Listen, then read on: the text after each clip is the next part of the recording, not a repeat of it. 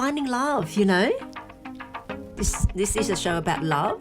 So we need to talk about where people are finding love. Not in the rose garden. Not in the rose garden. Well, it used to be once upon a time. But now I guess... I beg your pardon. I didn't promise you a rose garden. The old song. The old song. Well, today is mostly, to nowadays, where do people find love? I mean, once upon a time, it used to be at church, on a Sunday kind of thing. That was a common thing. And then you get introduced, okay? Or at discos. Discos were a big thing back then. Yeah. Or the dance, you know? Yeah. At the dance. Yeah.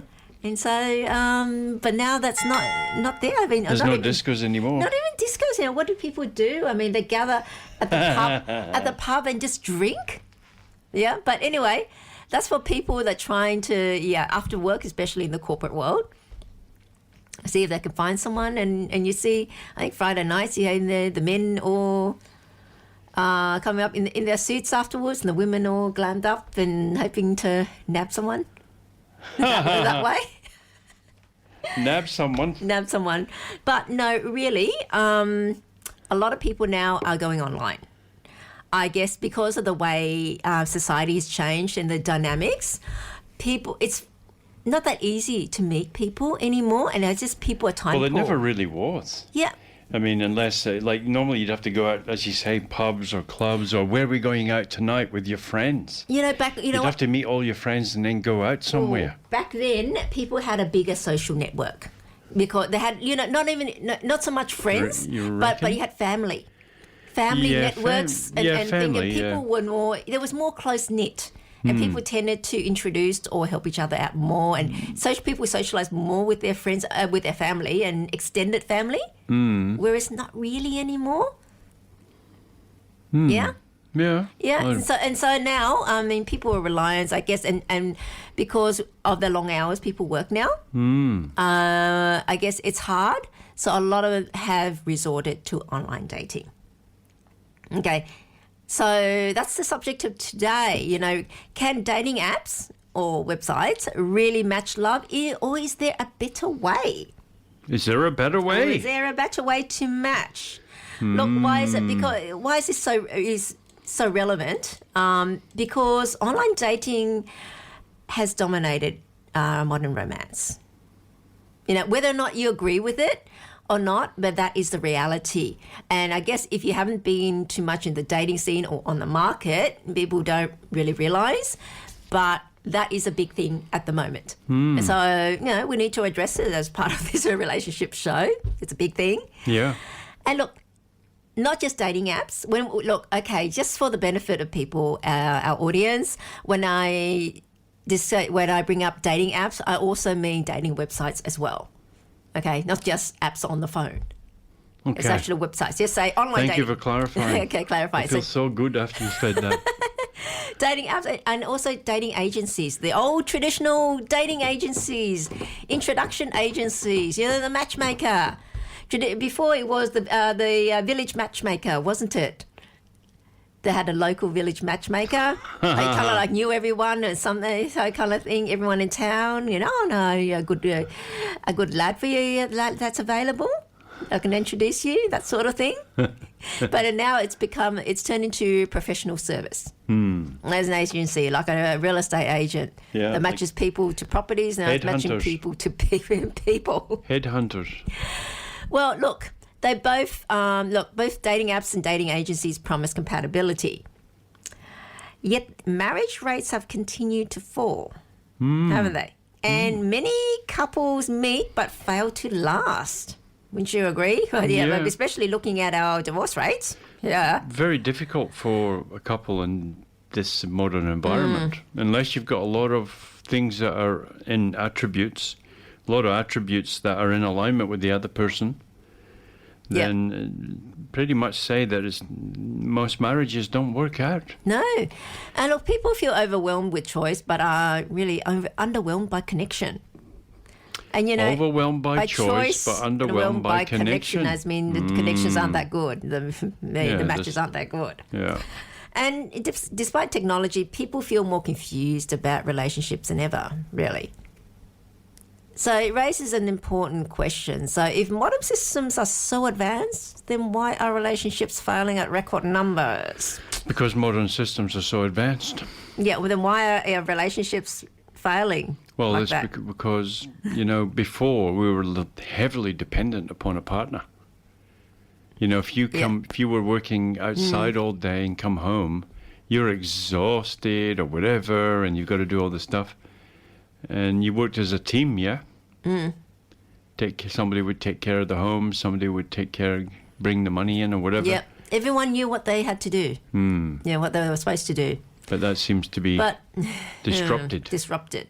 Hence a lot of confusion. And hence people get confused as to what they need to be looking for.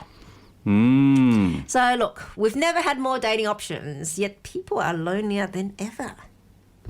You agree? Look. No, I'm not, but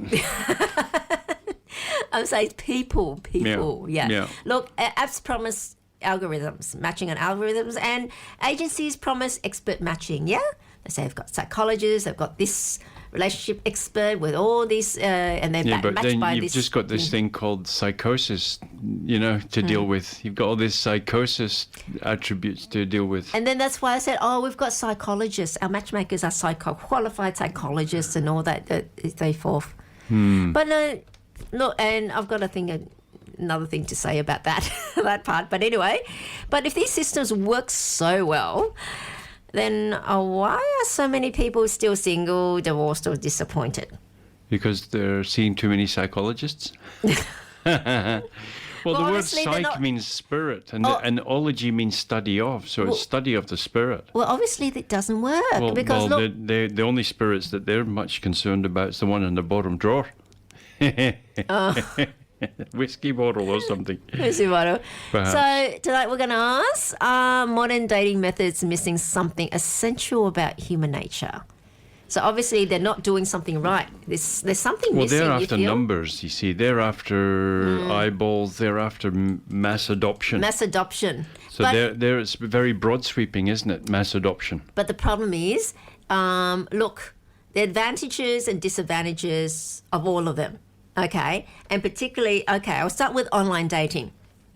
The advantages. Look, the benefits are it's easy access to a large dating pool. That's one thing I'll give online dating is it expands your reach. Yeah, one guy said to me, he said he had 30 dates and 30 nights.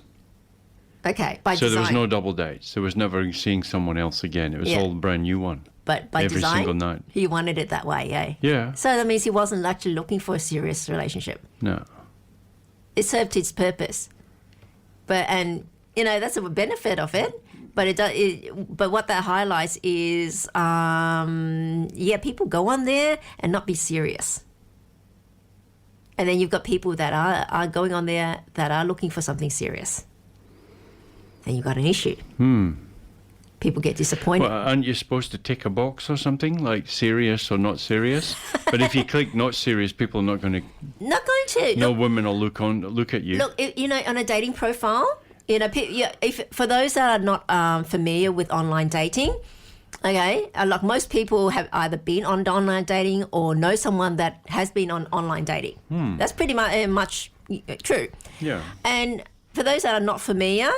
with online dating, you fill your profile in. Okay, some of it is bare, like age, height, what type of build. They're normally like slim, athletic, or they say, I don't know, curves. A polite way to say it, curvy. Their education level. Shh, we're not allowed to say that. It's offensive. All right. People that are education level, that's pretty straight off. High school degree, postgraduate studies, things like that. And where you work, what industry you work. That's a polite way to pay. It depends. Different platforms have different criteria that you fill in. Okay. You want children or not? Yeah. Yeah. That's a big Have you one. been married? Are you single or what? Someone never married? Do you have children separated? already? Yeah. Have children? Yes, no. The thing is, they ask, have you been married as well? Are you a smoker? A religion as well, ethnic background, and then I'm sure there's lots of different. lots of things like that. And so you're able, but that's what people judge on. And it's convenient and it's fast. Well, it's mostly about how much money you make and what you do to get it. Well, I think those type of ones generally they don't ask how much money you make because it's rude. I'm pretty sure they would. But people can look by They say have to have some indication. industry where you work as. Yeah, and then people they would have what's your income range? 100 to 150, to 150 to 3. That's more with dating agencies. But Oh, when is you're- it? Okay. Yeah, so that's however, on your profile. Where So the other ones you don't put your money in? You No, don't? You don't put your money in? No, it's on the dating profile that's public, so they don't ask that sort of question. All right. They don't make people feel. Generally, they don't make people feel in that. Okay. They can ask, your profession, and that's fine. Yeah. And some of them are business owner, as well. Yeah. And so people kind of like can try to decipher the type of person that is from their stats or what they from the profile. And look, another benefit, it's convenient and it's fast. You put in your parameters, ethnic background, okay, no preference, or you specifically specify what type, or you put in your parameters of what height as well, or what education level, and so forth and so forth. And then it kind of like screens her, and after it filter it for you. And then you sort amongst the ones you've filtered out. Uh-huh. So it's convenient, it's fast, and because of that, it's very helpful for people that are very busy, don't have time. The people that are not social, don't have a big social network, or going out with friends to be able to meet people, and that's a lot of people. So you can understand why it's very helpful. And also for a lot of people, it's like a godsend. Finally, they can date and get multiple dates. So people that are time poor, really good. And it breaks geographic limitations because you're not likely to cross roads with someone on the other side of town, for instance. But with the dating, you can meet them. Someone from the other side of town that pops up. So why nobody knows age? you. And it's also really socially acceptable now to say, I'm online, I'm doing online dating, or I met my partner online. There's no stigma to it. Okay, once upon a time, I guess when it first came out, there was some type of stigma, a bit of a stigma there. You have to go online. You can't go to a disco. Yeah, like everybody else. Dateless kind of thing. But now, no more. Kind of, it's so. It's so more normal. efficient, perhaps. Yeah, it's so normal now Because before, what would you end up doing at a disco, or they're at some nightclub or whatever, and your mates are over there? Oh, there's a beauty. Oh, yeah, there's one over there. And you go over and say, hi, hello, how are you? And you come here often? You come here often, that sort of thing. I'm not interested. You got to turn back around and face your mates and walk back and go, oh, she said she's not interested. You see, so with online, you don't need to do any of that. Yeah. There's no being embarrassed in front of all your mates. The other thing is you had to get a mate to go out with. Yeah. You couldn't go out by yourself. You looked like a nutcase. Yeah. So you can understand. You look like a predator or something. But if you went out with your friend, so then you needed a friend to go out with, and then you have to iron your shirt and all that. But but that's not required anymore. Yeah, and that's why online dating has exploded in popularity. Well, that's one of the reasons. It's easy. Yeah. It's easier. It's a low cost More entry convenient. way, and it suits modern lifestyles as well. Convenience, go on there when I want, and so forth. And people feel hopeful when they're starting out. Hopefully I'm going to meet. I'll be meeting someone, at least. Love is full of promise and unexpectedness. And I say technology promised to make love easier. The Relationship Whisperer Show with Miss Dragonfly, where we discuss all things relationships. with the aim to make marriage great again. But before marriage, there needs to be dating. And how are people going about dating and finding partners in the first place? Well, the easiest thing nowadays is online dating. And online dating has been very useful to a lot of people. And I dare say some people have even found their partners and even their marriage partners on online dating. You know, and so that's service purpose. Yeah. I however, dare say there's several success stories or whatever. However, the success stories, the success rate on it isn't high at all. No, it's not. And they're it's not. funny how we don't see the figures, is it? Yeah, they don't release the figures. They don't release the figures about how many because you know why? stay together. Why? I wonder if there's any. Because when people end up choosing for themselves based on a profile, then they look... Well, it's all superficial, isn't it? It's superficial, and that is one of the disadvantages of online dating. And so we're going to go through the disadvantages now that we went through the advantages. And I missed the advantages. what do you mean you missed the advantages? Hey. All right. It's very superficial because, look, they're basing it on photos and say if you did not include a photo in your profile, I mean, that you're given the choice, then you get far fewer interest for obvious reason. Yeah. They were thinking, what do they have to hide? What are they trying to hide? Maybe they're butt ugly. That's why. Well, some people kind of like don't want other people to know. This is my height and weight, but it's maybe people not don't quite know. accurate. So look, people might yes, as I mentioned before, people when they search, people do a filter and set their criteria. Yeah, I remember a friend of mine saying they were nowhere near what they were profile pictures were like. They were like 10 years older. You know, they do. I said, well, why would you do such a thing? They took You're just this false pretense. You think I'm going to see you when I meet you, but if I didn't do it, you would never even. You never know choose. I would never even be out on a date with you. I don't want to be here. So how about that? Some people stick photos are like 20 or 30 years old. I know. You know, and or this is the men. The men overestimate their height. They tend to. I was wearing big shoes at the time. Okay. I was standing on the curb. Standing on the curb when you measured yourself. I was on the front, the first rung of the ladder. Okay, and the women, well, they'll post a photo that's an old photo of themselves when they're a lot slimmer. Yeah, I fattened up after Christmas. Yeah. I had a big Christmas dinner and All of a sudden. I woke up the next day, I was a walrus. Or land whale. That's a popular term now, land whale. Gracious. Oh, do they have blowholes? Still a family show. No, I was meaning the other way around. Flatulence or whatever. Oh. Blowholes. That's what the whales use to blow the water out. Yeah. I was just thinking about the human analogy. No. Okay.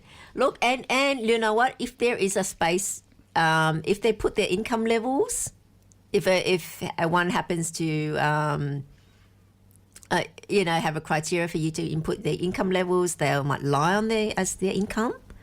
And also, the bios might be very short. Don't they? They peacock. They try to show their feathers off, and all they are is this wee skinny bird. Okay, but however, on the flip side, the other side, the people that are searching are also searching for the superficial. They're filtering out based on the superficial. To begin with. Because look, you're not going to trawl through thousands of profiles to check and read every one to see if you like them. So what do people do? Apparently people filter them out by their criteria. Wouldn't the profiles be, I've never really gone on them, but wouldn't it be pretty much the same? Oh, I like hiking. I like movies. Oh, I like cooking. Oh, I like eating good food. You know, I like travel. Oh, yeah, I want to travel. And people, good clothes. And this is the thing. I like this. People lie on their bios, their profiles very easily.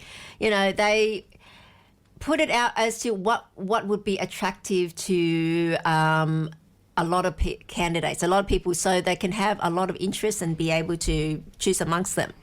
What would be popular rather than being honest about themselves? What would be popular? Yeah, what would be popular? You know, if I put down my interests are adventure and hiking and go hang gliding, that'll make me seem My seem interest really is interesting and exciting. philanthropy. I like doing philanthropy because I make so much money. I like Yeah, or giving. I something like like giving that. away to orphanages. That'll get a lot of interest. That's Put that on your profile. that See sort of what thing. happens. So I the- like collecting expensive art. Yeah. I really love it. I love expensive statues and expensive arts. Anything over $100,000, I love it. You'll see how many profile hits you get then. Yes, you get then. So I was saying it provides people are able to lie very easily on the bios. Okay. Because either, as you say, they're just after, I say something casual. Then it doesn't matter if the person then finds out later they're not that rich or whatever, because it's just Here today, gone tomorrow. yeah. Like I say, just one every night, a date every night. They're not obviously after anything serious, so it doesn't matter if he lies his teeth out, lies through his teeth. It's just to get that meeting, and that's it. So Yeah, I'm an airline pilot. Yeah. You know, I fly around the world, and you know, in my spare time, I do volunteer work for NASA.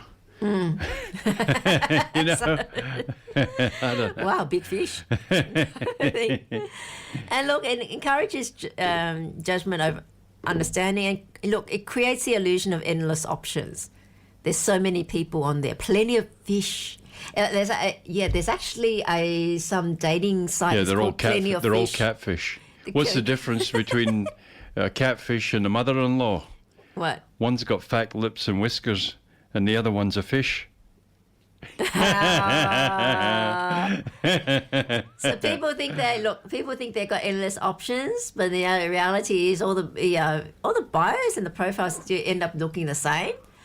And look, this sort of online dating, it rewards appearance, not character. It's more an appearance base, because very difficult to know someone's character from a short bio. That's all you've got to go on. It's all about the You eye. can't. What appeases the eye, isn't Yeah. it? It's like what appeases the eye, then that gets and people know this, and that's why people dress the way they do. That's why they have hairstyles. That's why they wear jewelry. That's why they wear everything. Nearly in the human psyche Yeah. is situated or leveled towards a function, and you know what that function is? What? Look at me.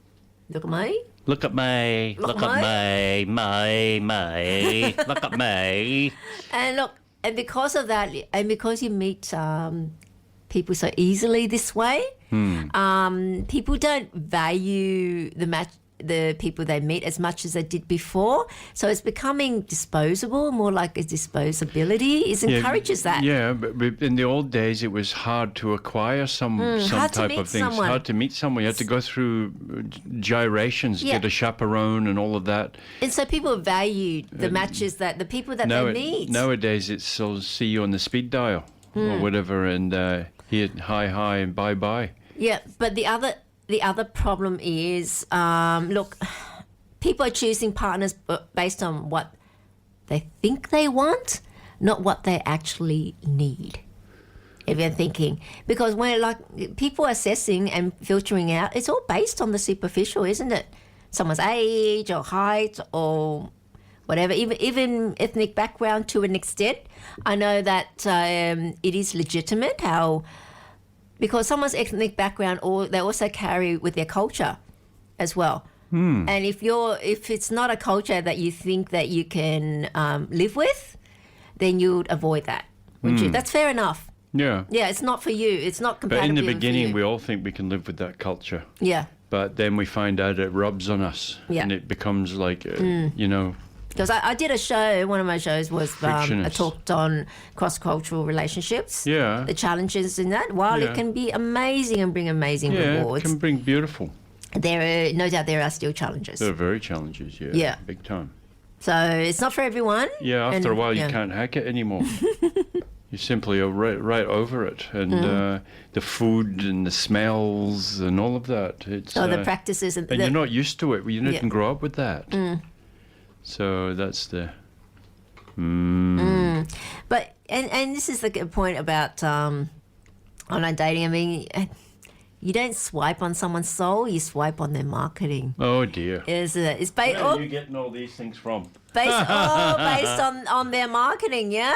Marketing, how they present how themselves. they present themselves, how they sell themselves. Well, that's the thing. See, if you looked at your personality on one of these profiles, as if you like a product. So you need There's 4 P's in marketing. This is the old adage, the famous 4 P's in marketing. It's product, price, placement, and promotion. The 4 P's. 4 P's. Well, if you follow them principles, the product, you got to get your product right. Yeah. So what do you need to do? You need to get to the gym. You need to go to the hairdresser. You need to make your skin nice. You need to manicure yourself. You need to look presentable. And then you also need perhaps a change of wardrobe. Yeah. And it's like just change the clothes, and you can feel like a different person. So you get the product looking good, and then what you want, once you've got the product looking good, then you need to put your placement right. And so where do you put yourself so that you'll get the most attention? And in this instance, if you're on a dating thing or whatever, then you've got to figure out the ways how, people who might be interested in you where would they be looking? So you place yourself there type of thing. And then, so you've got price, product, placement, price, and promotion. So, yeah. Yeah. There's a lot of narrative we could give about that.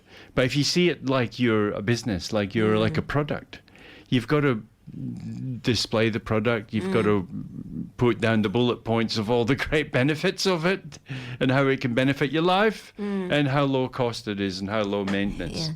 But look, the main problem I see with online dating, besides people can lie easily on their profiles, is when you go, the people they're choosing, people don't know what they need. And like I say, everyone knows what they want, but few people know what they actually need. And then because of that, they're not choosing based upon what they need, they're choosing based upon what they want. And as you know, needs are far more important than wants. And then that's why the relationships fail. Because they're not chosen on that basis, on the needs basis. And look, because most people choose partners based on what? Attraction. Yeah? First of all, attraction, good-looking people get a lot more interest. And look, we totally understand why. Look, it's the same reason why cute little puppies get adopted far easier than the older. The old ones, because it's cute. And why people want to live in a pretty house. It's enjoyable to view. To view it, just like, we like being around pretty things and looking at pretty things. And so a partner, or someone that's good looking, we'd like to be around that. It's understandable. Yeah. Yeah. So, it's based on looks. Yeah. And look, secondly, trauma as well. Trauma as in, look, kind of like I've had a really bad experience with someone from like from that or like that type of particular race or whatever. I'm going to avoid them. Yeah, I'm going to avoid them or things like that. Yeah. So based on trauma and also a bit of fantasy as well. They fantasize about traumatic fantasy. No. I said fantasy. I'm only joking. Fantasy. Oh, he's such a great singer. Wow. He'll be underneath in the thorn bushes, and doing a sonnet for me or something. Oh, something like that. Something romantic. Romantic and all that up in the air, rather than being based on reality. Okay, and saying, oh, that great singer, he got a great voice, but will he be willing to mow the lawn? Rather than think about the mundane. He could even sing while he mows the lawn, couldn't he? Yeah, but will he be willing to do that? Or would he get grass in his mouth? Or you might have to do it as payment for listening to him. What, mow the lawn? Yeah, for the privilege of being with him. That sort of thing. There's all manners of things when you get in relationships. You don't know all these quibbles. And fantasize. Look, even someone fantasize. Oh, he's ambitious. He's going places. He travels all the time. for business. That might seem exciting. Yeah, it's boring after a while. But not only that, imagine being a partner of someone that's never home. That's right. Yeah. And when they do come home, They're exhausted. you want to go out because you've been sitting in all the time, and then they've been out all for meetings and They dinners, want to and be home, so they stay just want home. to stay at home and they don't want to move. So what do you do then? That sort of thing. Well, All right, and look, there's also social conditioning. social conditioning. Look, how often do you know, like particularly women hear the phrase, "Oh, tall, dark, and handsome," with a great sense of humor, or want someone with a great sense of humor. You hear that all the time. But what does that mean?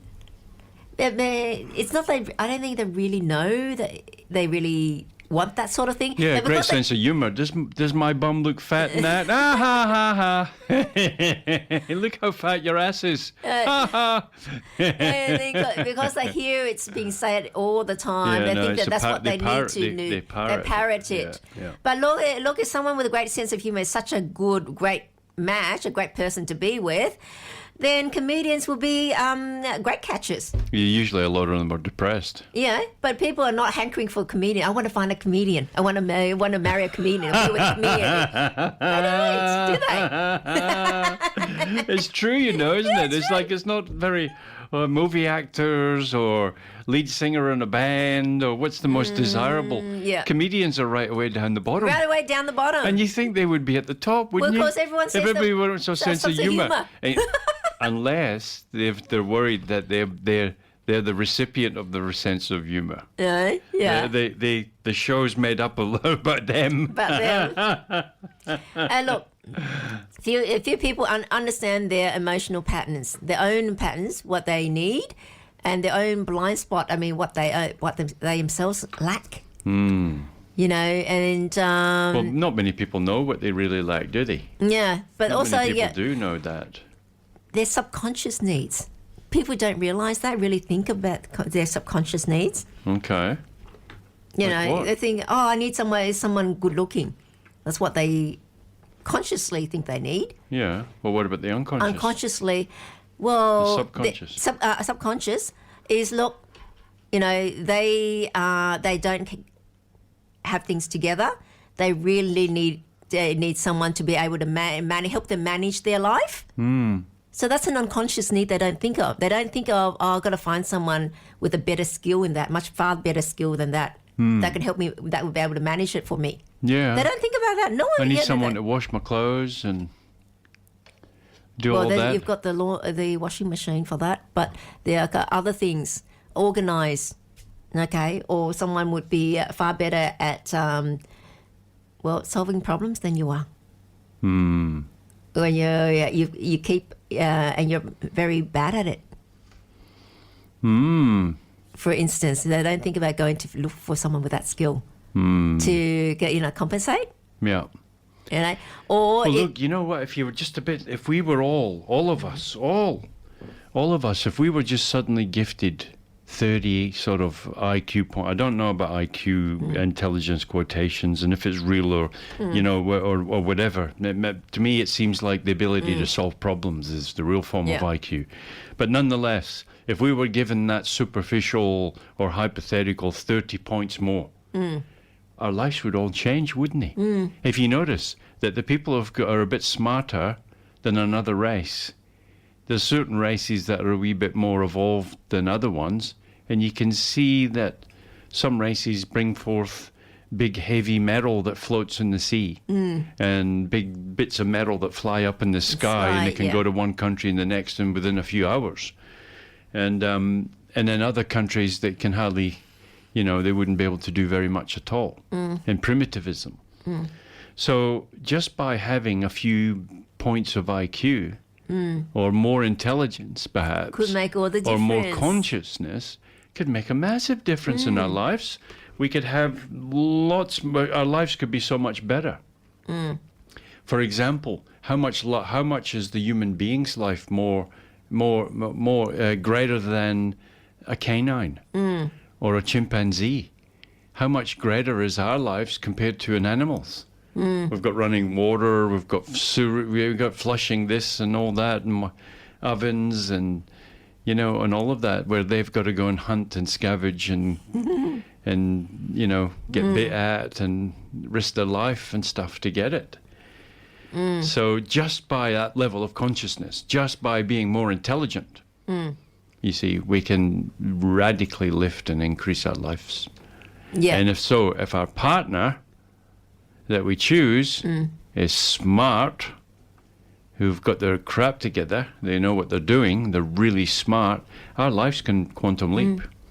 Yeah, and I'll tell you a story of a woman then. Okay, she was actually quite realistic. Okay. She is not practical at all. You know, she works in... She's realistic, but she's not practical. Yeah. She's aware that she's not practical. Okay. That's what I mean by realistic. Right. She's aware She knows it. She works in finance, there's a corporate. Okay. And she's not practical to the extent that in the garden, if she happens to see a worm, an earthworm, she's going like, ee! Like that. Yeah. To that extent. And so she's aware, she knows that to compensate for that, she needs a practical man. A man with practical skills, tradesman and all that, who can then deal with all that. So in her profile, it would be must be able to handle must be a handle man. Must be able to handle lots of worms. More of a handyman type of person, the guy that she needs. Because she's aware that she's not practical, doesn't have practical skills. So that's being realistic, that's being sensible, and that is knowing what she actually needs subconsciously, you know. And to the forefront now, in her instance, that she's conscious that that's her need and that's her lack. So she goes out to find someone who can handle worms. Who can handle that worms. Must like fishing. She's very squeamish. Must like fishing. She's so squeamish. But that's a rarity because people often reject the partner who can help them grow. You know, and they chase the ones that repeats old wounds. You know, people that keep going back to the same thing all the time. Usually it's a psychological issue. Yeah. They're usually looking for the mummy or daddy in it. But not only that, it's what they know. Yeah. What they will feel comfortable, even if it's bad for them. That's what they know. There's a known trend, obviously, that people try to find partners that they've had an unfulfilled. Like they say that a lot of women look for a man who most represents their father. Fathers. I've heard of that as well. Yeah.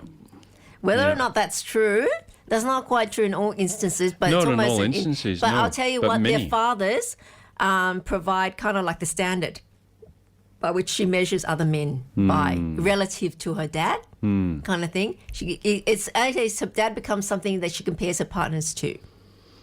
Makes sense. Yeah. Rather than trying to find someone like him, not necessarily someone like him. But, you know, a lot of people are saying choose, especially online dating, choose based on the superficial. So we choose with our eyes, not our psychology, not really think about the inside. And that's why I keep saying your mindset is so important, more than anything else, more than any other thing that they've answered on their profile. But the problem is that's not going to show on a profile. So it's very difficult. And the person, when you choose, you're choosing based on that and what you think based on what you want, not what you think you need even. So, you know, I'll ask our listeners, I've got a few questions for our listeners. You know, have dating apps worked for you?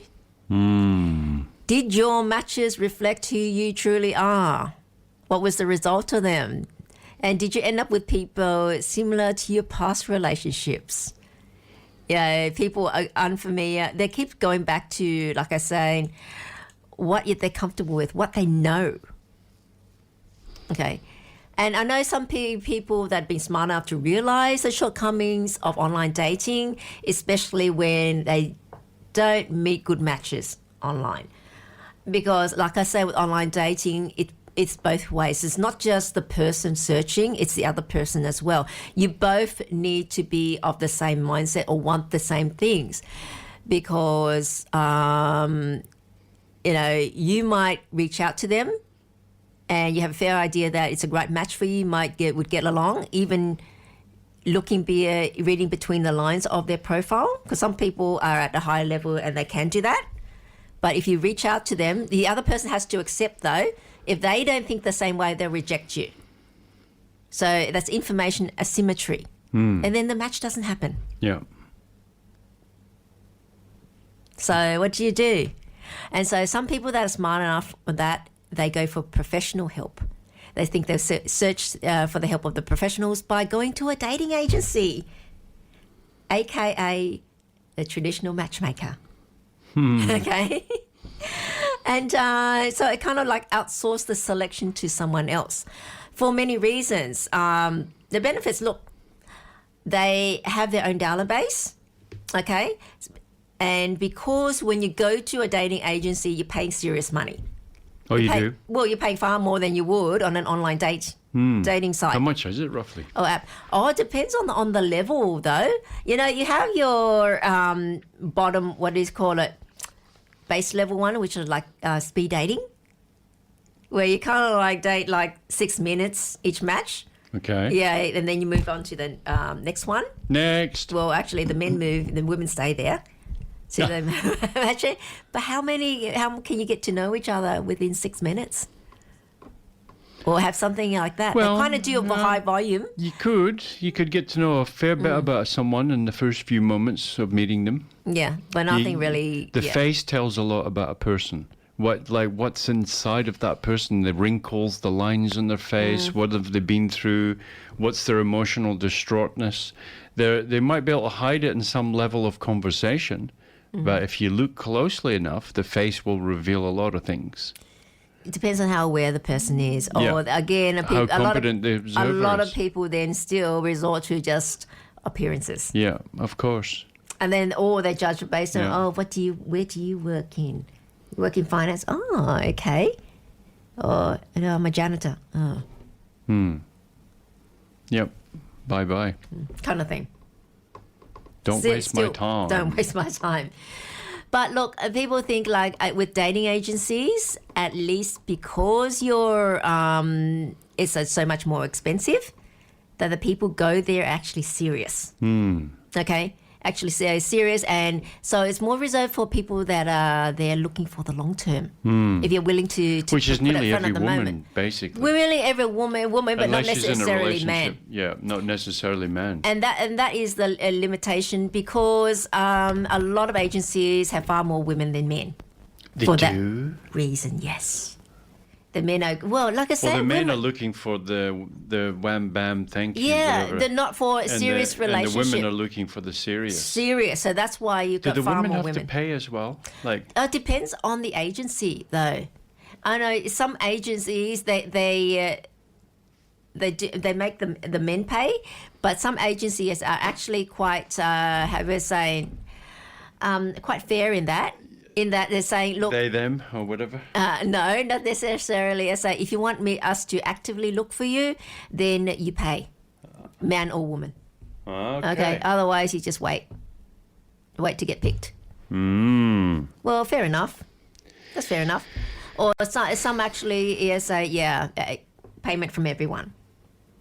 As I understand it, look, people go to agency and they also think that with this human involvement, that they're probably better qualified to select a partner for you than yourself.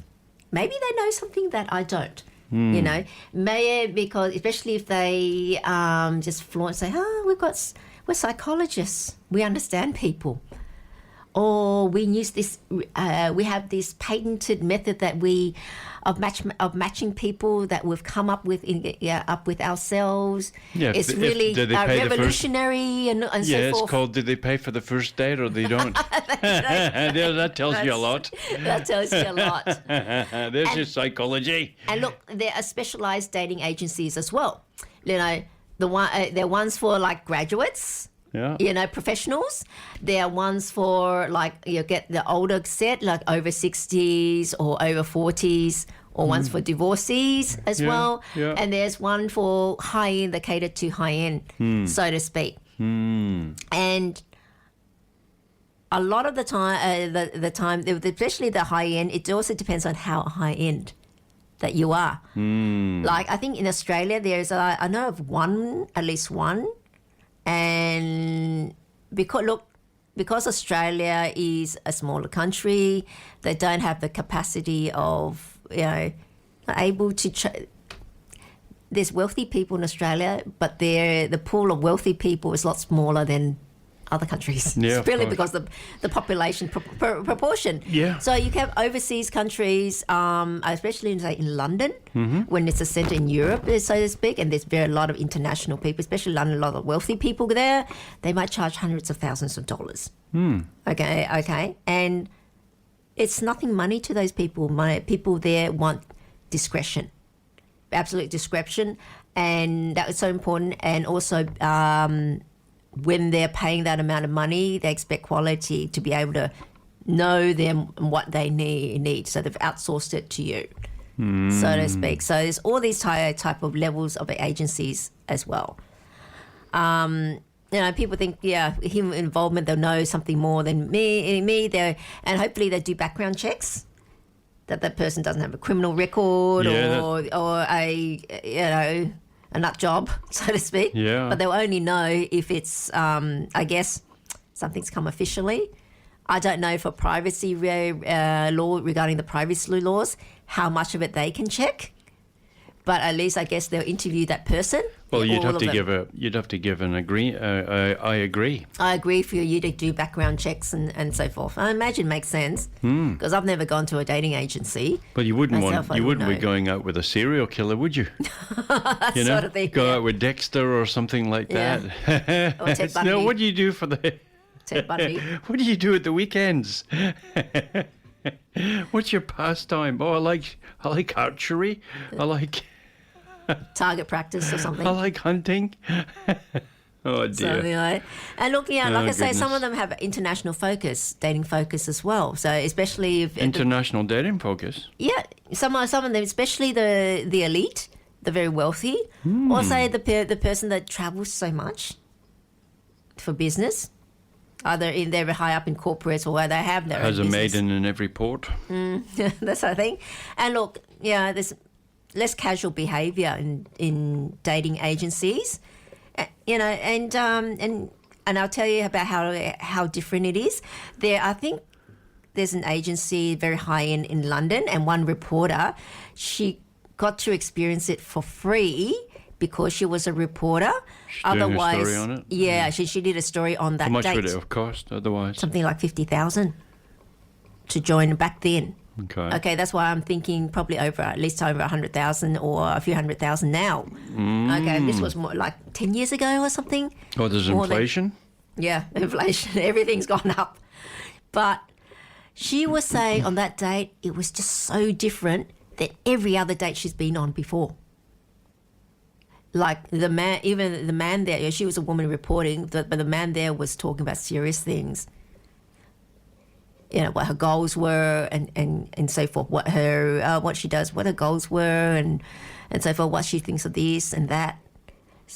Something normally that the man doesn't ask on a date. Doesn't ask. On a date, but they are serious. So I guess also... So it's through the line of your questioning, isn't it? Yeah, questioning, yeah. And then that was so different. But she can see why these people paid so much. Yeah. For that, and it's also access to this type of people, the people that are serious, and knows. And many people would say, my goodness gracious, how on earth could somebody spend $50,000 just to meet someone? Well, if you consider that person might earn $50,000 a day. Yeah. The other thing about it is that person may also be so consumed in what they're doing to get that 50 grand a day that they ain't just simply haven't got time or the energy to go out and say, oh, hi, and trying to spend probably take you 2 years to find the right person if you're really serious. Yeah. Like, if you're going out on all these dates, it's not just the first person you meet. No. It's, hi, how are you? Let's get married. And try to reschedule and all that. It's difficult. You've got to know a lot about that person and their inner thoughts and motivations and what are they really like underneath that layer and that veneer. And also these people are used to outsourcing work. Oh, you can't outsource. So there's now outsourcing their love life. People to do all the screening for them. Yeah. Look, like even employing that's a good someone. Point. Yeah. Like a lawyer or anything. Or you say employment agency. So screen out. Only send me the top. Hey, headhunters. Yeah, headhunters. Yeah. Same thing. Yeah, so they're taking a professional approach This could to be it. bed hunters. No. Bed hunters. But look, dating agencies, look, they still have their limitations. Okay? Oh, There's structural where problems. where Look, do you begin? where I we mean, look, matchmakers. one would be 50K. There you go. It's just like But even what you the- would have to worry about is that a couple of these girls here might just be set up. Yeah. They just say, look, we'll get you a few dates. You just go along and pretend that you're really interested, but then you've got to move to Sweden next week, Yeah. But look, if and they, you can't make it anymore. I don't think they can risk their reputation, because once word gets out, someone had bad experience, they uncover it's been faked, then Yeah. it goes around the circle, and then they won't get any business. They've destroyed their business then. Yeah. By doing yeah. that, they cannot risk it. Well, I mean, somebody reputable or somebody with ethics wouldn't do that. No, But not so much ethics, but there's but- many people would. But someone will find out, purely from the experience. They sent me this girl, and she was fake. What type of screening do you do? Are you incompetent? No, it's just You know, that it then- happened. She's got a new position, and she didn't realize before, Yeah, but she's just given a but- new job. But I'm just saying. happens. No, like she there was no substance behind it, kind of thing. And then saying I can uncover that within half an hour, but you're trained and you didn't. Yeah. Just ruin their reputation. True. So in that respect, that they would not, they wouldn't risk it. I wouldn't imagine they risk losing their entire business. Yeah. Yeah. No, certainly But- not without training the person up. Yeah, but that's very high end. Now, regular matchmakers, look, this is the thing with matchmakers. They rely on questionnaires and interviews. You know, not just the profile of a person, but, what they say. And what do clients do? Clients do present an idealized version of themselves, don't they? Well, if you go to a job interview, you're usually quite polite. Yeah, you put your best foot forward. And that's an understanding. Everyone understands that. Yeah. The best version of yourself. Okay? And so when you are, if you're in front of a matchmaker and you're eager to find a match, what are you going to answer? You say all the right things, wouldn't you? That's expected. And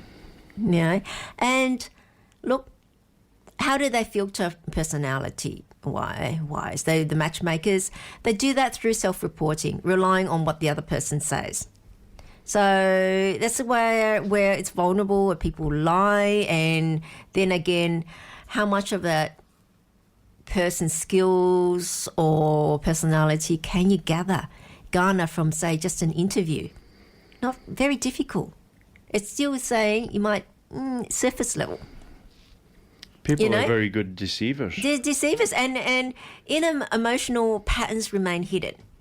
So, even professionals can only match based upon what people say about themselves, not who they truly are inside. And so you cannot interview someone's subconscious. That's the big thing. Oh, what a big one that is. You can't interview someone's subconscious. Yeah. And so on that, we'll go to some music, and we'll be back Subconscious music? where I'll go into an alternative. An alternative to subconscious. Alternative to online dating and I'm only matchmaking, joking. matchmaking agencies in terms of matching. All right. right. Well, we're looking forward to that. Yep. The Relationship Whisperer Show with Miss Dragonfly, where we discuss all things relationships with the aim to make marriage great again. But first, we got to match you up with someone that you can marry. And that's why modern matching systems fall short, because we're having just sky-high divorce rates and people not getting together. Well, mostly because we've got sky-high Like divorce rates, like hookups or whatever. hookups or like Plenty of Fish and Tinder and so Yeah. forth, because those matches are not good matches. That's why you've got a lot of divorces. And look, why do these dating apps and agencies fall short? Well, why do they fail? Well, they fail because they, firstly rely on conscious preferences. Because, look, the person that's doing online dating, they're choosing for themselves. So they're choosing what they consciously prefer, which is mostly also, what do you say? The superficial parameters first. Oh, I'll pick that one because he looks like this and he looks like that. Oh, he looks hot. Yeah. You know, oh, she looks hot. Oh, okay. Yeah. Without thinking about, oh, what does that come with then? Yeah. Okay. And so it's conscious preferences. And look, even if for the matchmaker, they have to go along with the client's instructions, don't they? You do. Yeah. Even if they know better. Even if they know better, They have to give the client what they want. the client's always right. Yeah, if they want someone of a certain height with this education level, that's what they have to search within. Ethnicity. Or ethnicity or height or whatever it is, then even though they know that there's one there that's great for them, would be perfect for them, but then don't fit the parameters then, they can't introduce them. You see?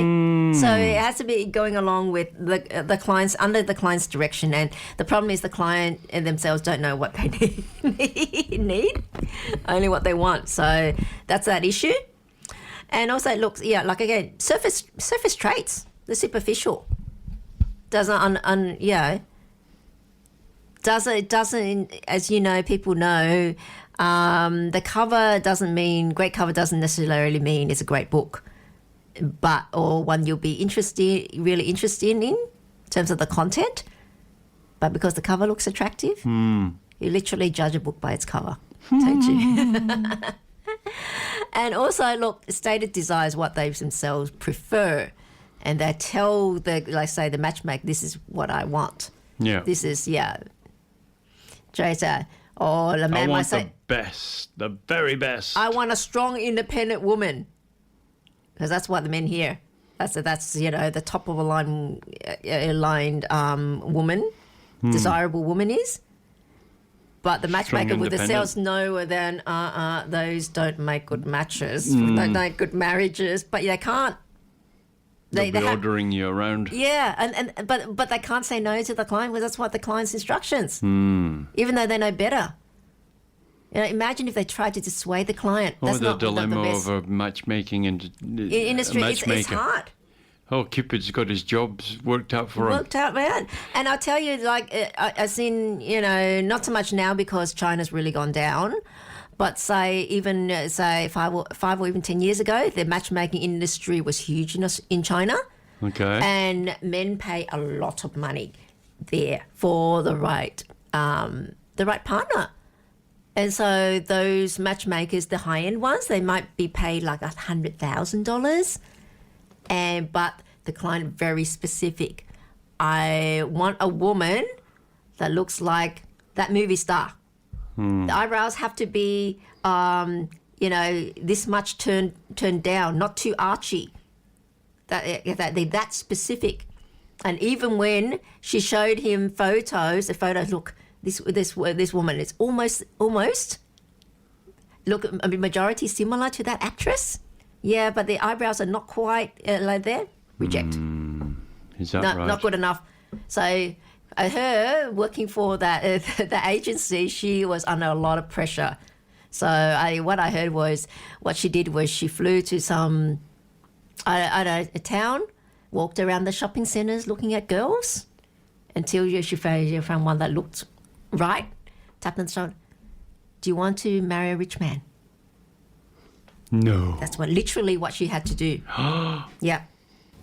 Cool girls would say yes. Okay. Come here. Wow. Got a rich man waiting. Oh, that's a bit creepy. Yeah, but yeah. It's a bit creepy. But that was the extent of how specific they were on the superficial. But you see what's coming soon with robots. Designer. They're 1 year away before they're going to be on the 20 grand. They're more dexterous, and you can see at the moment they look like something out of the stormtroopers out of Star Wars. But soon they're going to be curvy. In many ways. Yeah. We know what you're talking about. Now, but you know what? Long-term compatibility depends on what? Temperament, emotional wiring of the person, stress responses, how well that person responds to stress. Because when you go through life, inevitably there would be stress. You encounter some obstacle that will give you stress. No matter how wealthier you are, you know. How do you react to it? How do you react to it? So if someone doesn't handle stress well, and you're sensitive, it's not a good idea. Then can you imagine what would happen? And also look, life rhythm and relational roles as well. Some people expect you to be or want. When they want, no one's going to admit that they want traditional roles in this day and age, but more gravitate. But that's the default. Unconsciously, that's what they end up doing. So that person has to accept that. It's look, she really expects you to be the provider, even if she wasn't say so. Are you up to it? Can you step up? Even though they're supposed to, I guess it's because the rise of the soy boy nowadays, that a lot of men shirk that responsibility and then push the modern narrative. See, you want equality. Don't expect me. That's almost like a way out for them, a coward's way out. Not up to scratch, and then they're angry when they get rejected or not chosen because they're not willing to be a provider or lead. Where's That's the the masculinity? Masculinity going? Mask it with anger and argument. Masculinity. And look, you know, these things are rarely visible even to the person themselves. I mean, the person may not even realise it themselves, that they are like that. And look... Well, we rarely ever do until someone brings it to us. Did you know you've got a tendency like this or whatever? Or whatever. Yeah. And, you know, you do have this shortcoming. Yeah. Yeah. And then a lot of times we're just not aware of it. Not aware of it. Until somebody brings it to us. And many times we get offended when we hear it. So... having gone through those two matchmaking systems, is there an alternative and is there a solution? I know our listeners for the hills. will be listening to that. Run for the hills. Disconnect your internet. Some people think they just give up, you know, or that. But however, look, at the end of the day, we're human. We have human nature, and human nature is we want love, even though we would not admit it to ourselves, even. Yeah. Well, let alone to be other loved, people. and we all deserve to be loved. It, and we at the heart of it, we want companionship, even if we don't admit it to anyone, even ourselves. Life can get lonely very quickly for many. So a lot of people, some people can say, "Oh, I don't need anyone. I can live on my own. I can rely on myself," and all that. Well, many of us do now, and especially in big cities and things, everything's all rush and everything's there, and we're forced to. Yeah, there's restaurants at every second corner. But before you used to have to go and catch your dinner and cook it and skin it and hang it upside down or whatever. Now we just go to the restaurant and beep and tap with your card. Sit there and eat by yourself, eh? Well, not necessarily all the time, but I mean. You always see there's other people around, but... Yeah, at your table. Yeah, but the thing about society now, as per society a few decades ago, has vastly changed. And so the fact that, you know, nearly everybody was seeking a partner before, and now it's not the same anymore. It's not the same, however, because people get so busy. They do get lonely, they get busy. But it's human nature, we get lonely. And we want companionship. Yeah. Doesn't matter what you say, or even if you deny it's it to yourself. I agree with it's that. Human nature. Yeah, I agree with it. Yeah, it's just something missing.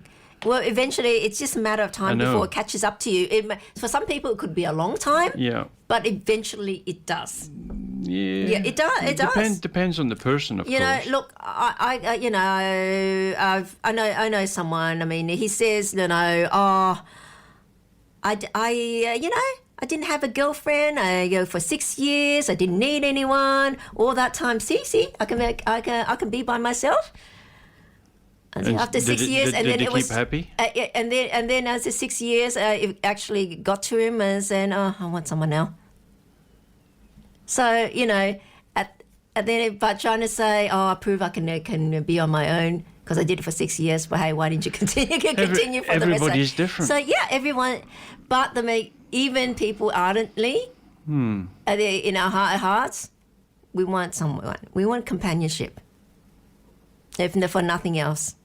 That's why some companionship and at the If very you're least, locked or on a love. desert island, like there was a movie about it, where a guy started talking to Wilson. Well, the beach ball. The beach ball, the volleyball. He started talking to the volleyball. You need someone. Hello, g'day, mate. How you going? So- Have you ever sleep well? Okay, I mean, I think our audience How's your pressure? is wanting to know what is the different approach. Well, It's not playing volleyball with a no, ball. certainly not. Look, because of human nature, look, for thousands of years, in terms of matching people, cultures match couples before marriage. Yeah, remember olden days, people did not know who they were going to marry until they, a lot of times, sometimes not even meet their partner until the wedding day. I'm saying. Imagine So, that. yeah, people will Imagine match. that. Like you got to marry someone and she's walking up the aisle and you're forced to marry her And, so, and you haven't even seen her before. oh, and just hope that And then you're standing at the altar on your wedding, and next thing you know, you feel the floor depress. you just want to sink in. No, but the floor's being weighted down by something approaching, And I guess that was the tradition of and you can hear the big heavy thuds coming down the corridor, and you go, "Oh no!" And I guess that's where the tradition of the wedding veil came from. So you can't see it until after the marriage. Then he sees what she looks like. Oh no! Yeah. Then she like, look, okay, people waiting. Look, back then in China, Taoist astrology, you call it Batzi or 4 pillars, was used to assess, to match people based on personality structure, emotional tendencies, strengths and weaknesses, and compatibility dynamics. I mean, look, I want to make it clear that it's not fortune telling, so to speak. It's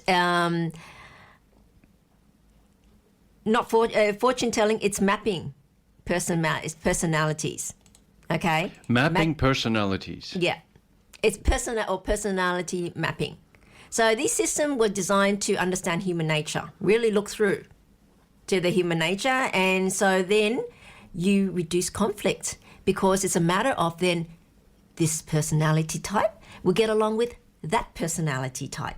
Okay, you have full transparency of the system. It's like reading someone's DNA. Kind of thing, except from their chart, their personality, and guess what? They cannot lie.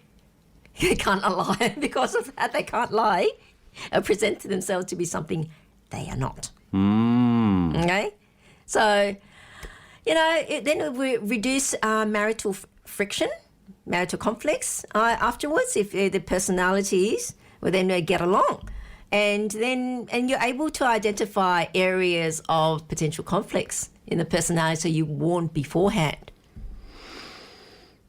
So forewarning, and so you know what you're getting yourself into. So it's basically making an informed decision. Okay, and back then it was the elders that made the decision. So and the parents would go and consult to check. And some instances now, well, especially in Chinese communities, they still do. But whether or not then they follow it is then up to them. It's a different matter. Okay, but however, back then it was used to weed out the worst of them, not to try to find the best, because, as I say, back then everyone had to get married by a certain age. True? So you did not have the luxury of waiting around until the best match comes along. Okay? So it was used more to weed out the worst of it. You try to avoid the worst. And what I say was the worst, sometimes it could even affect your health or your life even. I know it sounds dramatic, but you've heard of the stories where either the bride or groom dies on the actual wedding day or on the honeymoon.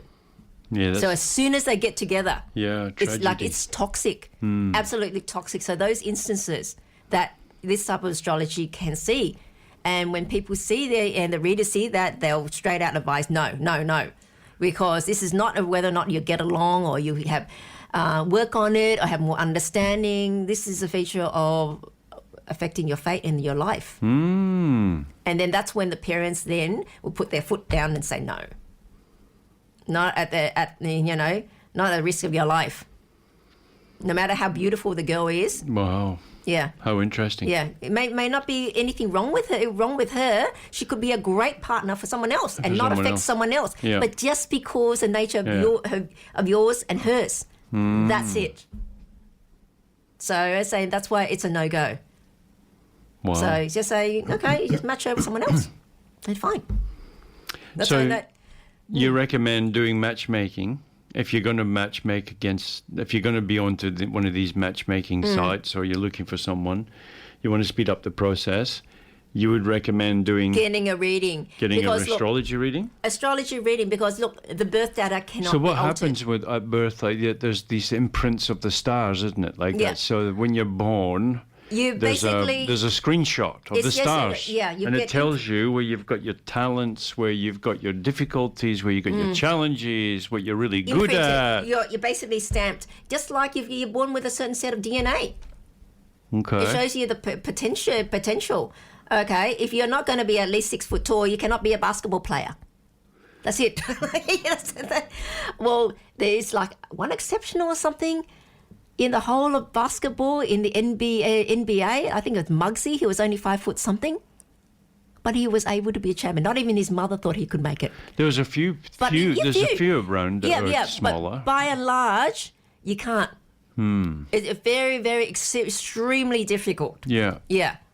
But that's why they say no go. So that's why think of your birth data. It's like your DNA, your genetics. You can't alter it. It's just saying, people might think it's unfair to be boxed in. Well, it's unfair that there's someone might be 4'10" or whatever, and someone else is 7 feet high. It's not their fault.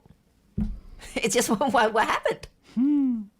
So that one, and that's what I mean. Unfortunately, that is the case. Some people have the genes to be, track and field Olympic champion. A lot of people don't. You don't have the genetics, no matter how hard. So it'll tell you in astrology if they've got the genetics? They're patterns. But look, so birth data cannot be altered. I mean, there's no image creation. You can't come with a false date and say, "Oh, I'm 5 years young.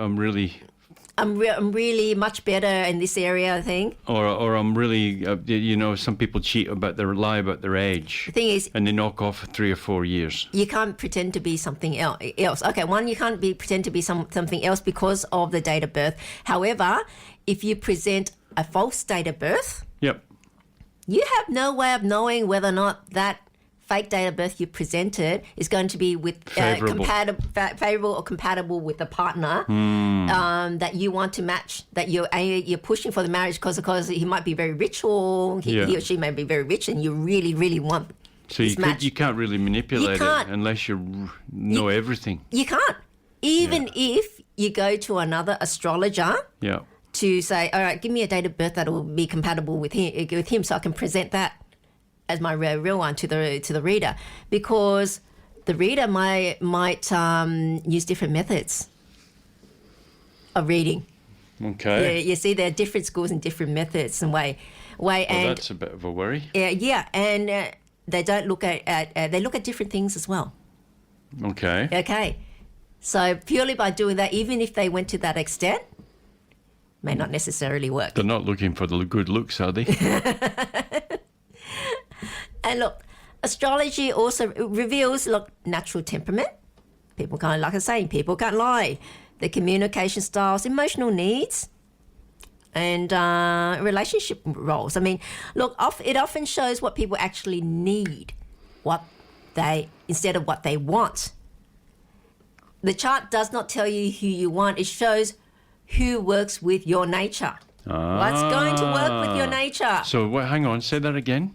The chart doesn't tell you who you want. It shows who works with your nature. Uh-huh. Okay? All right. Which chart do you work with? I mean, you might think you're dashing, you travel a lot, you meet with a lot of people, you need a dynamic partner as well. Okay, and you find this dynamic partner, right, okay, and happens to not match with you, though. but that boring woman over there, that wallflower, actually she's a perfect match for you. Really? Believe me, it does. Just say, look, because some relationships are very uplifting and expansive. Remember, when your partner, especially if you're marrying someone, it's two becomes one. So then your charts actually meld together. Yeah. So then would influence your chart, your partner's chart, Yeah. for good or for bad or for worse. So if you've got a deficiency in your chart for some attribute and you're deficient in that, and that other partner's got that attribute and they're quite talented at it, you've just compensated. You've compensated. Yeah, and sometimes even to say, for example, you're missing certain elements, and that partner has an abundance of it, you just compensate it. And just because they're with you, everything it just elevates for you. Become more successful.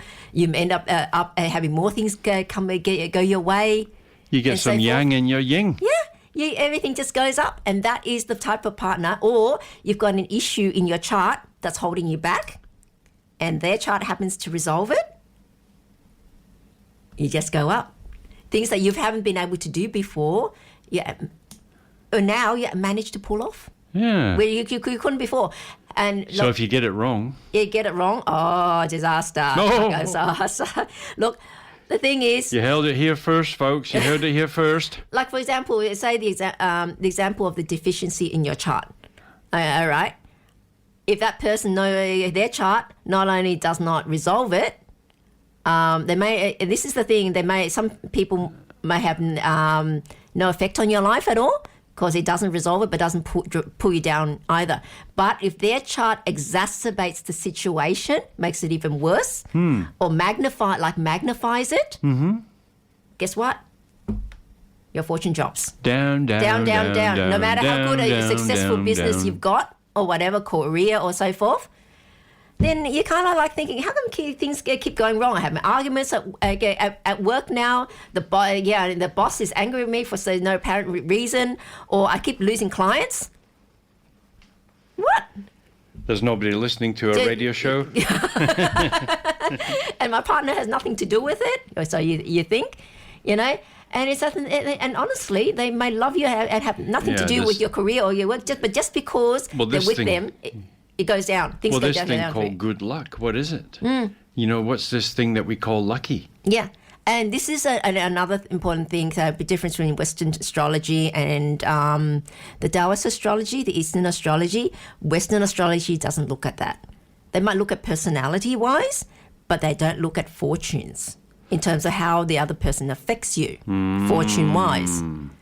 So this is why it's also very, very important that you check beforehand for that. If you want success in life, like a lot of us do.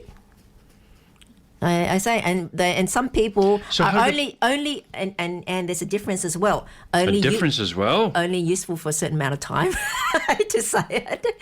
Like I say, you might have that issue, and the other person's chart, what we also call like a luck cycle. Like during the cycle they're in, that fixes you.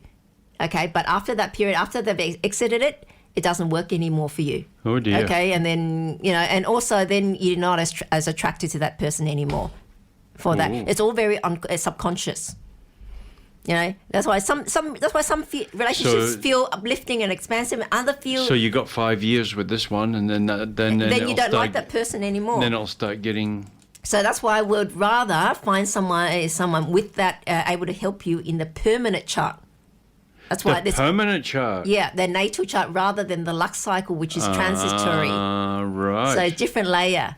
Again, so then that's why sometimes you meet that person, things go great and so forth, you love person, and then after a certain amount of years, they're saying things go really down and you don't really love the person. You can't explain why.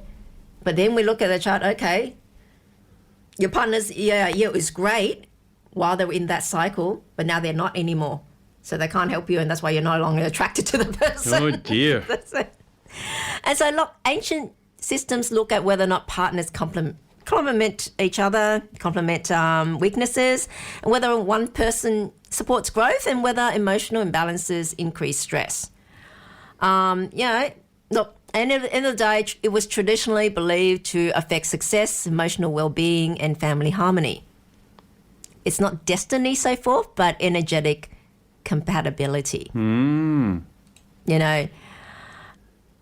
So what's this house of spouse that we hear about a lot with astrology? What is that? House of spouse. House of spouse.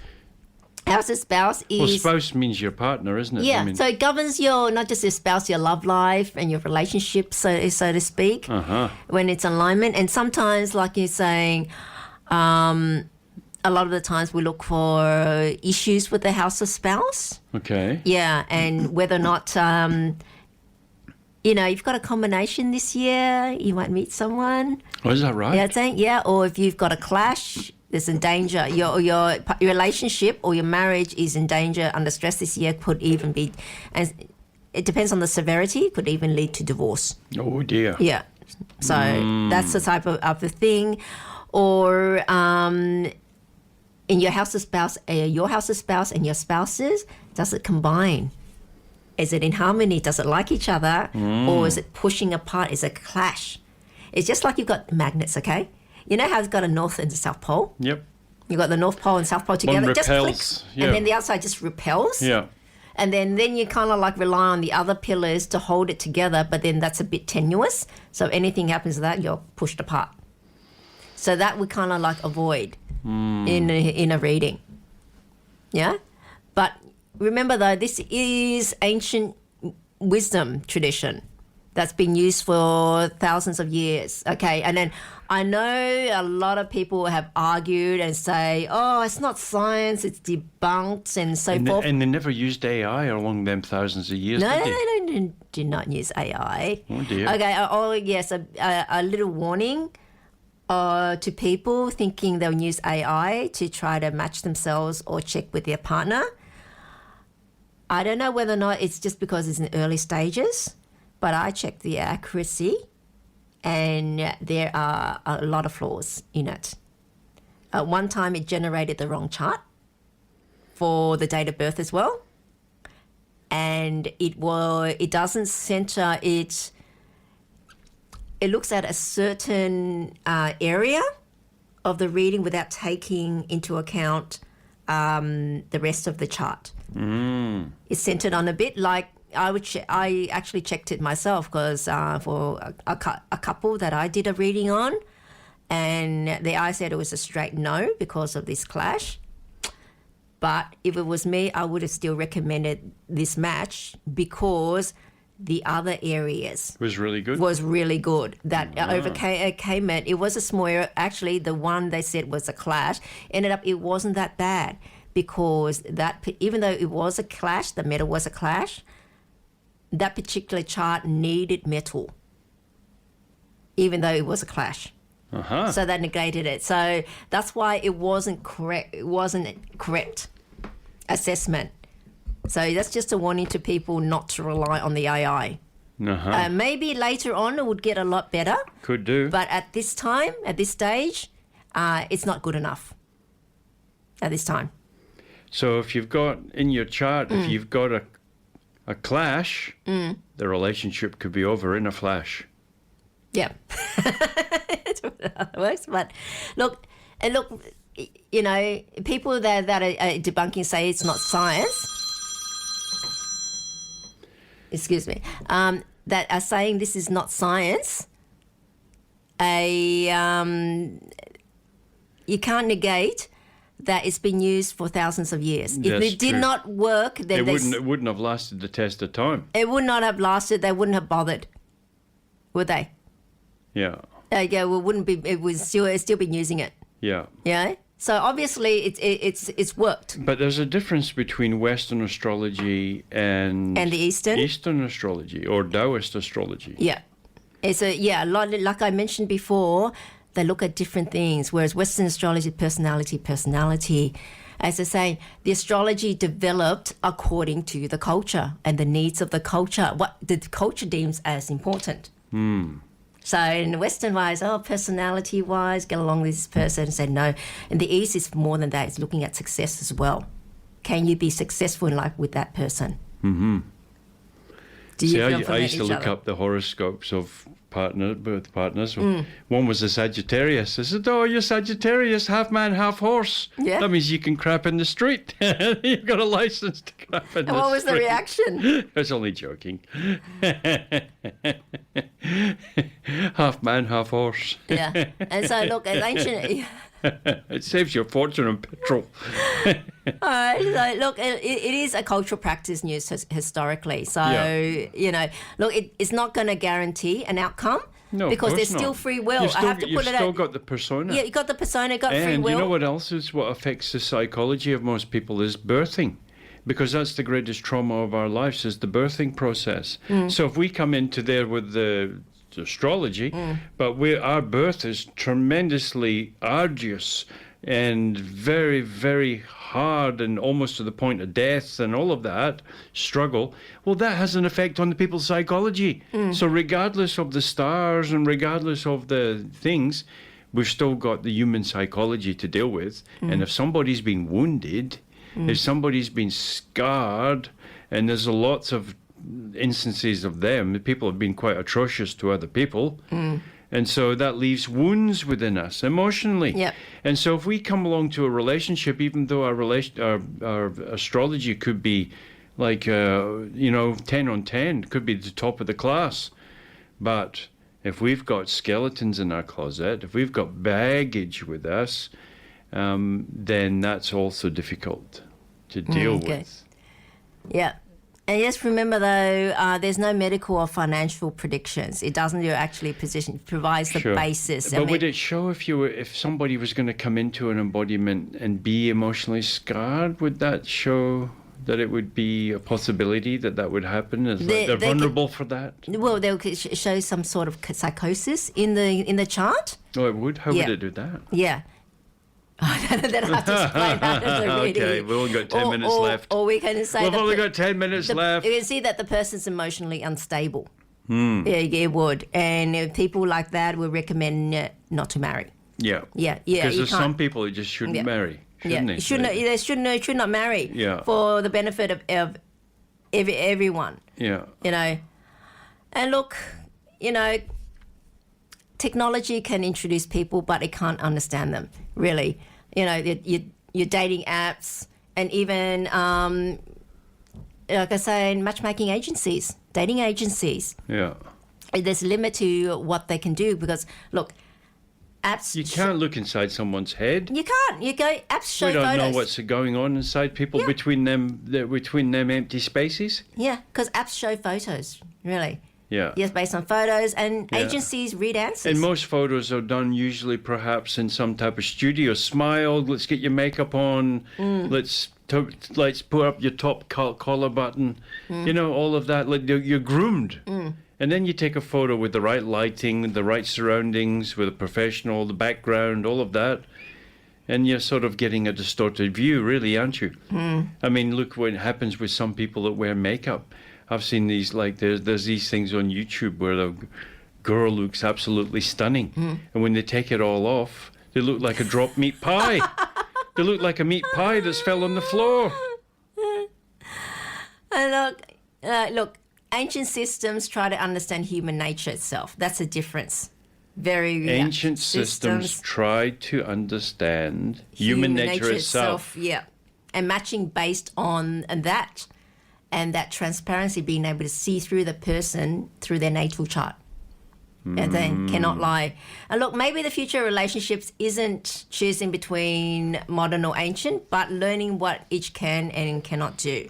Like just after something casual, then it doesn't really matter. Like I say, if you're not after something serious, then all you need is someone good looking and fun. Don't overthink it. Then online dating is great for that. But then you got to be upfront, though. Yeah, you've got to be upfront, though. Few people are, and especially I was saying women are more into the long term than men. Oh. Okay, and women, and part of the profile a lot of the times it asks the question: do you want children? And if men say no, They won't. So what do? They lie or make it ambiguous and say undecided. Undecided. But if it's a man that's already... and a woman would maybe not put it on either. No, because no, that a lot of scares times men away. Want children is expected. And though the men that have been saying cover that, but though if a man is in his 40s and still undecided about having children, you still haven't figured your life out. So go away. So that's a big red flag in itself, I would say. Unless the woman doesn't want children, Unless the incapable, or incapable, or too old, or too old, then it's not an issue. It's not an issue anyway. If she's say in her 50s, saying it doesn't even factor to it. Okay, so you really want learning each can and cannot do. So you understand the limitations of that. Understand that matching based on astrology is serious.